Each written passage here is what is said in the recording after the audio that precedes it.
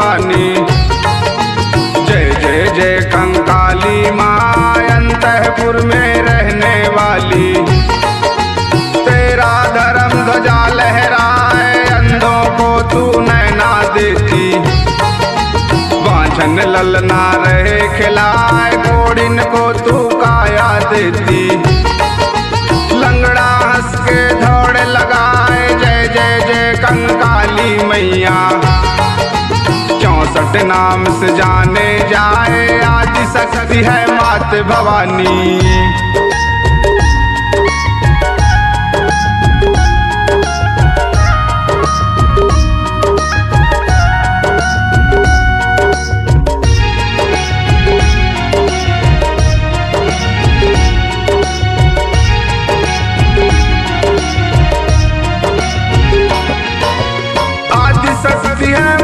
भवानी जंगल में मड़िया बनवाए, मनोकामना पूर्ण करती।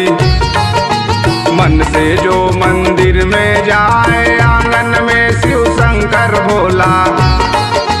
धूनी अपना लियो रमाए, पहरे में है महावीर जी।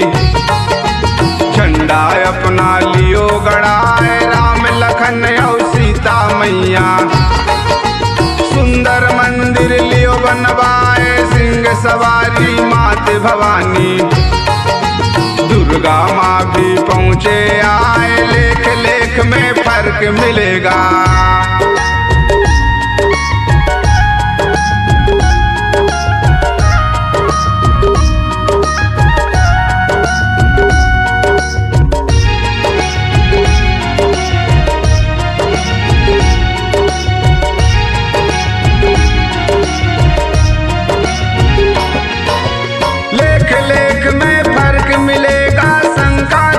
बात पे ना यही की बात है पर छोड़ो। अब आगे की सुनो बखान, बहुत भयानक था वह जंगल। भटक रहे भदुआ भगवान, 8 दिन जब भटके भदुआ। 9वां दिन जब लागन लाग, माने मारी एक किलकारी। सुनी कान पे जाके भदुआ ने फिर मुड़कर देखा। सांप शेर चीता रखवार, हरदम रहते माँ के पहरे।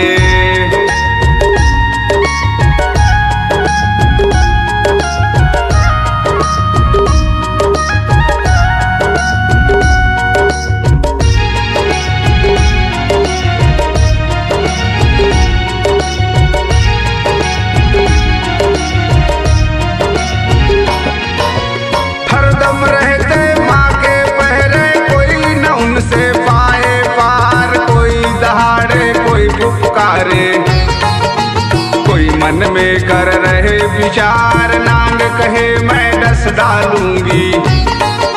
शेर कहे मैं दूंगा फाड़, चीता मन के सोचन वाले। मन ही मन कर रहे विचार, 8 दिना के भटके राही। 9वां दिन जब लगो है पार, मैया जी की लीला देखो। अपने भक्त को लिया बलाए, कन्या रूप में खेल रही थी।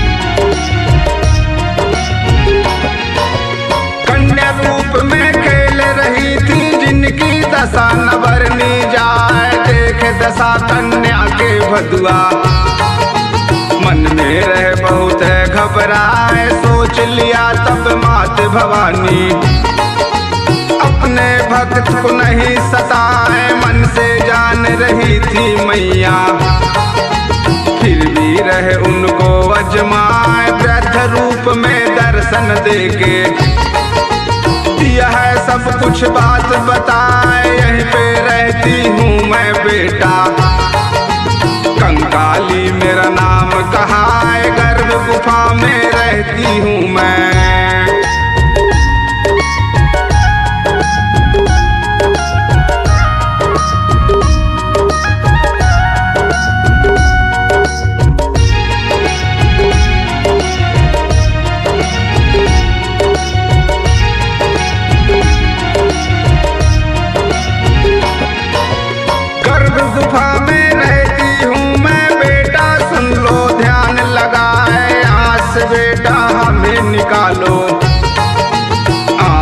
नीचे देव बिठाए, धर्म काम तुम करना बेटा। जग में जाके देव बताए, बिगड़े काम बनेगा सबका। जे कोई माँ को माथ नवाए, माँ तो है बस प्रेम के प्यासी।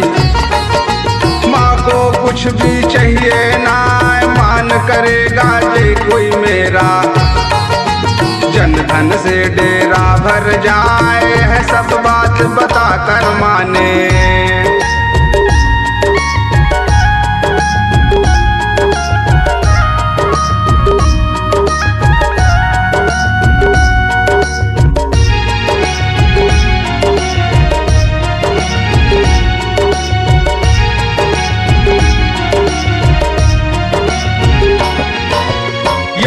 बात बता कर माने, अपना असली रूप दिखाए। हाथ जोड़ बतुआ पंडा ने, गिरे चरण में माँ के जाए। भूख प्यास मिट गया वहीं पे, माँ बेटे का प्यार जताए। सांझ भये दिन डूबन लागे, पपिया कोयल गीत सुनाए। असुर राज की चक के चर्चा, माँ बेटे को रहे बताए। असुर बजाते अपना डंका, यहाँ पर किसी का चलता ना है। अग्नि जल को बस में करके,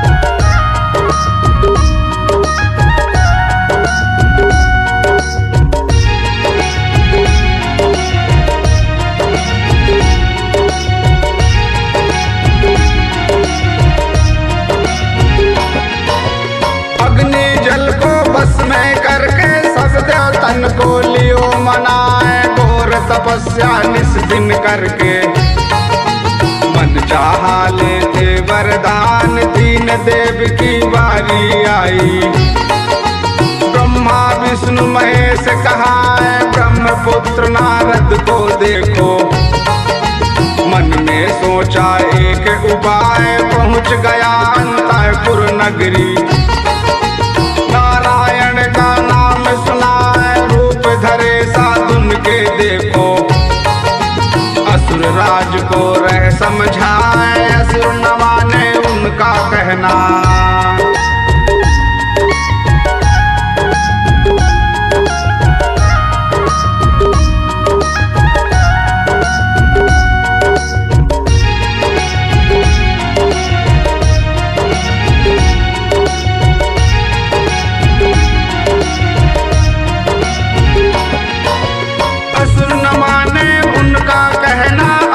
तामस रहे दिखाए। भग जा बैरी मेरे द्वारे से, नहीं तो खंजर ले उठाए। मार काट कर डालूं जग में, गर्दन तेरा दे और चढ़ाए। सौंप दिया फिर नारद वहीं पे, अति का अंत अवश्य हुई जाए। द्वापर युग की बात है भैया, सुंदर नगर विराट कहाए। वहीं पे पहुँचे 5 पांडवा, अपने भेष को रहे छुपाए। संग में रहती पंचाली भी,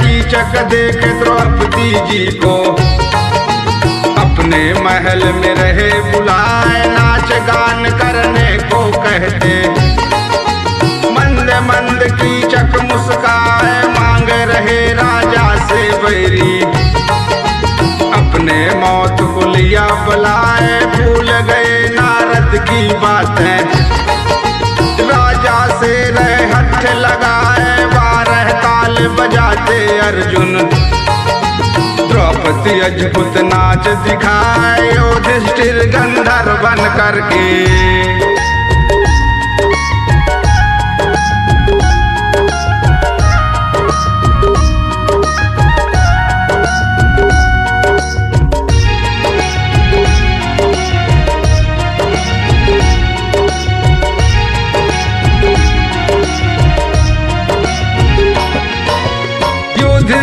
गंधर्वन करके नकुल देव रहे गाय चराए, सहदेव जी वेद बता के राजा का सब काम बनाए, छिपे रहे कौरों के भय से, जगह जगह पर धाम बनाए, नहीं चाहते लड़ना उनसे, क्योंकि भ्राता उन कहलाए, अलग अलग सब दिन में रहते, सुख और दुख सब सहते जाए, करे काम राजा के घर में, जिनका नाम विराट कहा है, सत्य राय पर चलते राजा।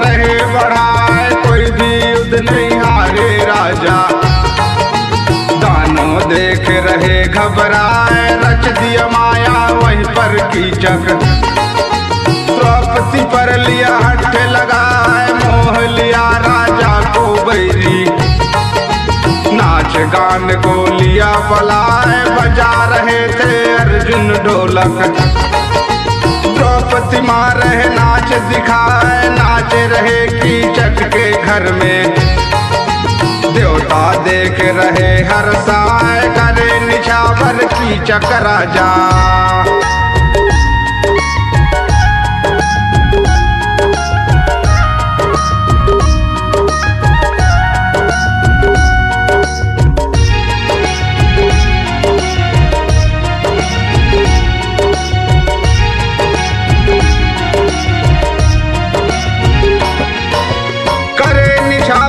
कीचक राजा द्रौपदी को दिया हाथ लगाए, क्रोध में आ गए सब देवता फिर, यह अपमान सहा ना जाए, भोर भये दिन निकलन लागे, कीचक उनको रहे लुभाए, अर्जुन को वहीं पर छोड़े, द्रौपदी को लिया महल बुलाए, परे विपत में द्रौपदी मैया, नहीं सूझे अब कोई उपाय, याद किया फिर कृष्ण देव को, भ्राता अब तुम करो सहाय, क्रोधित हो गए कृष्ण देव जी।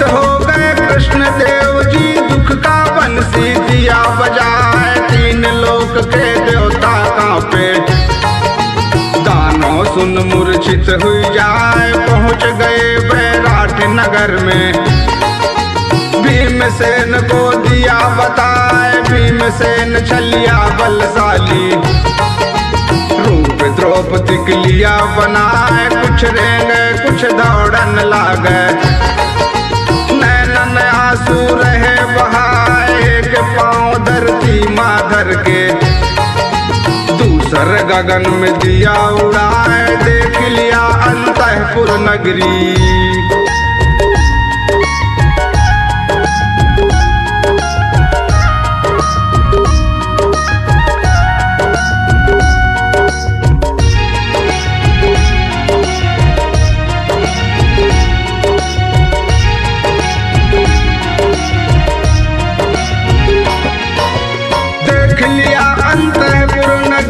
जिनकी शोभा कहीं न जाए, गुप्त रूप में पहुंच गए फिर, उनको कोई जान न पाए, भेज दिए फिर द्रौपदी माँ को, अर्जुन के संग दिया पठाए, मूर्छित से जब कीचक जाके, फिर वह नारी गया दिखाए, जान रहे थे सब देवता पर, कीचक उनको जान न पाए, नाच दिखाते भीमसेन जी, मोहनी अपना रूप कीचक राजा।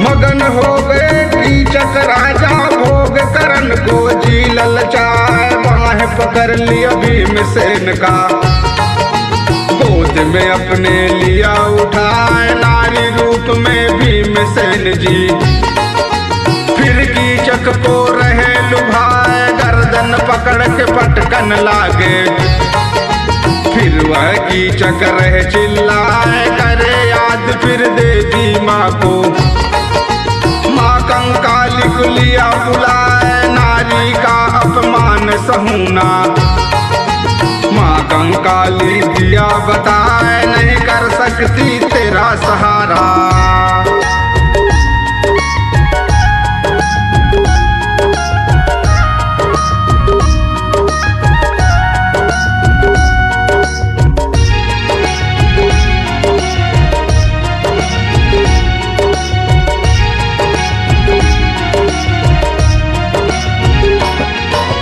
नहीं कर सकती तेरा सहारा। धर्म को तूने लिए अपना, इतना कह के माँ कंकाली भीमसेन को लिया बुलाए। वर दिया फिर वह भीमसेन को, असुरन को दो खोज मिटाए। खड़ग दिया फिर भीमसेन को, लुप्त हुई कंकाली माँ।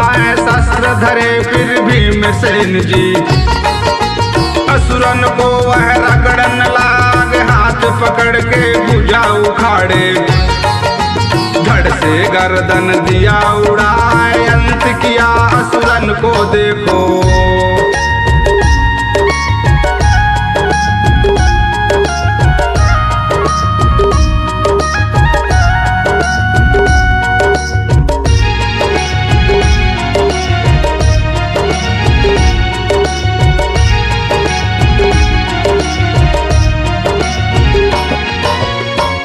किया असुरन को देखो। माँ कंकाली रहे सुनाए, चरण पकड़ भदुआ पंडा ने।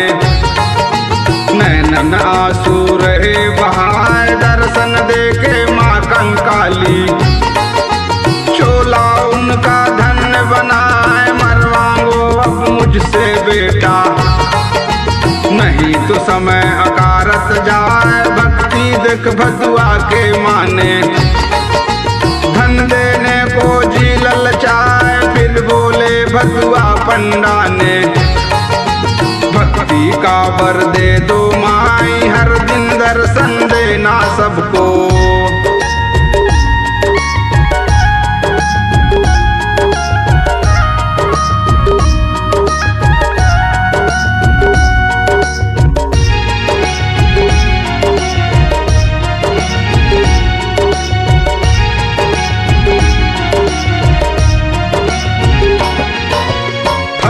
दर्शन देना सबको। बिगड़े काम सफल बन जाए, ओ मस्त कहे माँ कंकाली। शिला में जाके गया समाए, हर्षित हुई फिर भदुआ पंडा। गाँव में जाके दिया बताए, खबर मिले जब मूल चंद को। भदुआ को लिया पास बुलाए, पहुँचे फिर जयलाल के घर में। गौटिया वो कहलाए, आसन से बैठाया उनको। पूछ रहे थे हालो चाल, कही बात फिर भदुआ उनसे।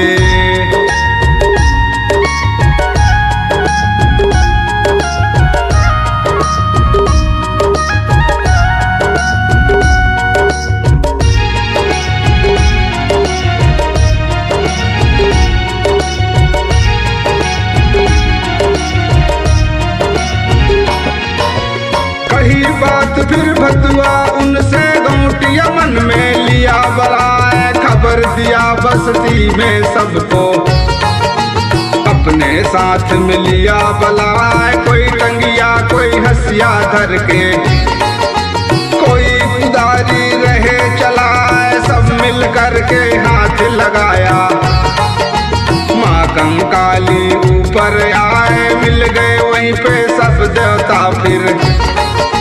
गौटिया पंडित लिया बलवाए, गौ का गोबर मंगा के वहीं पे। आंगन में चौका पुरवाए, पाठ किया फिर पंडित वहीं पे।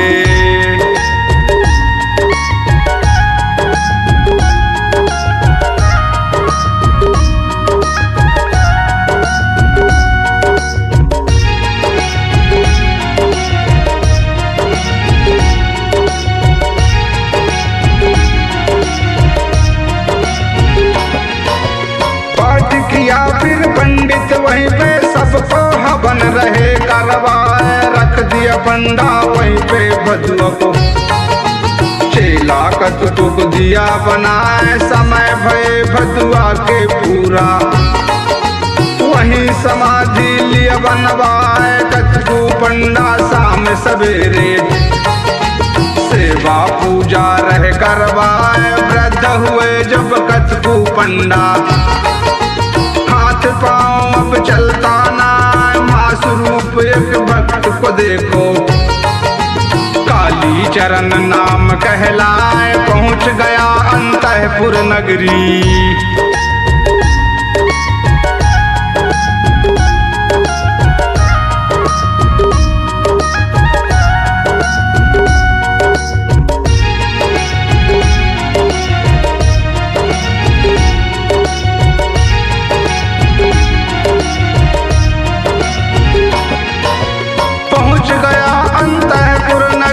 जिनकी भक्ति कहीं न जाए। कतकु को माँ दर्शन देके, फिर एक भक्त को लिया बलाए। पट्टी बोरा धारण करते, पट्टी बाबा वह कहलाए। अपने भक्ति से वह देखो, वही समाधि लिया बनवाए। पहुँच गया फिर शीतला पंडा, माँ कंकाली लिया बलाए। करते नित दिन सेवा पूजा, बाग बगीचा दिया लगवाए। कोई कुमार कोई चैत के महीना,